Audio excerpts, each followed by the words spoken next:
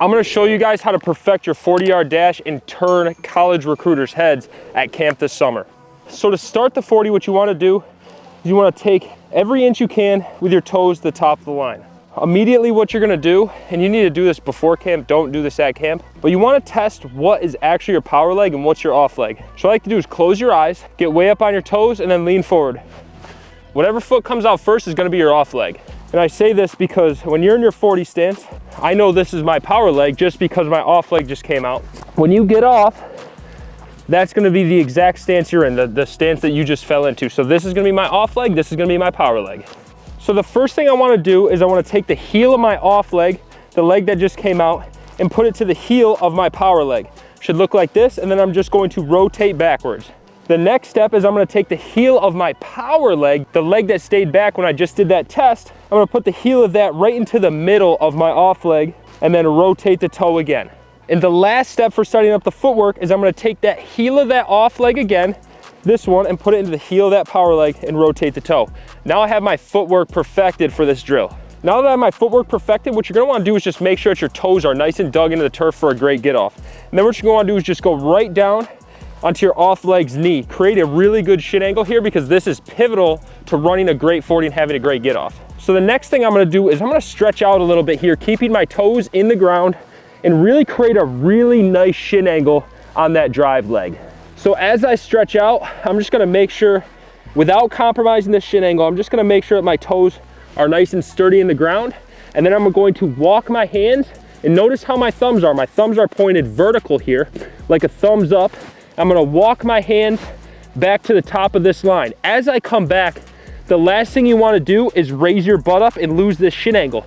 Use the shin angle you just created, and without lifting your butt too high, as soon as you start lifting your butt and that shin angle starts coming up, you're lifting your butt way too high.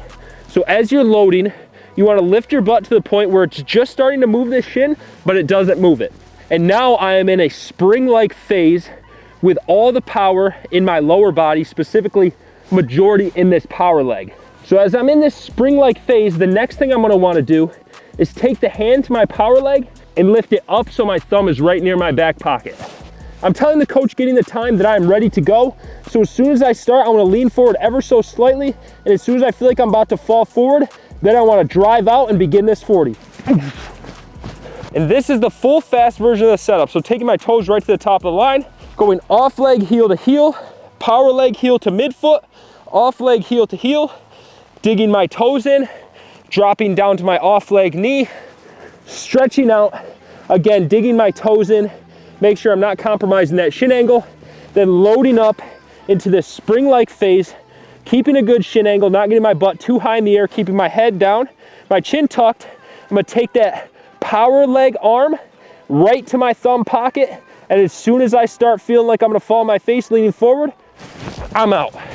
Now the most important part of running the 40 is the first 10 yards. You wanna make sure that you're low, not popping up too quick, and you also wanna have a low foot recovery. So as I'm driving out, I wanna make sure my head is staying low, and you're gonna do this by having a really powerful vertical get off, covering a lot of ground here. So my first step, boom, is pretty far out. This is gonna ensure that I'm slow and not too far out to the point where I'm gonna fall on my face. Practice is everything. Don't just go run your first 40 at a camp. It's not going to go your way.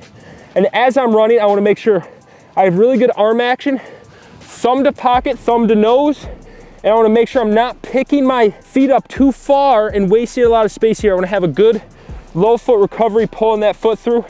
And then as I'm accelerating through the first 10 yards, I'm staying low, and then after that first 10 yards, my body is naturally going to start coming up, getting in that top end speed phase. Now as I'm driving through, my chin is still tucked.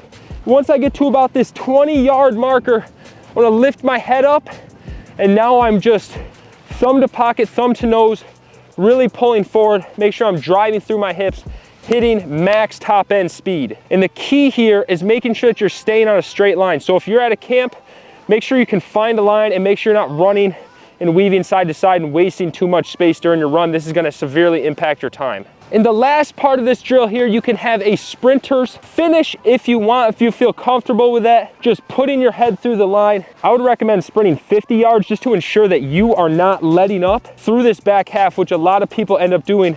They think they're sticking their head out, getting a good time, but what they're actually doing is stopping their stride, slowing them down. So if you feel comfortable doing that, you can.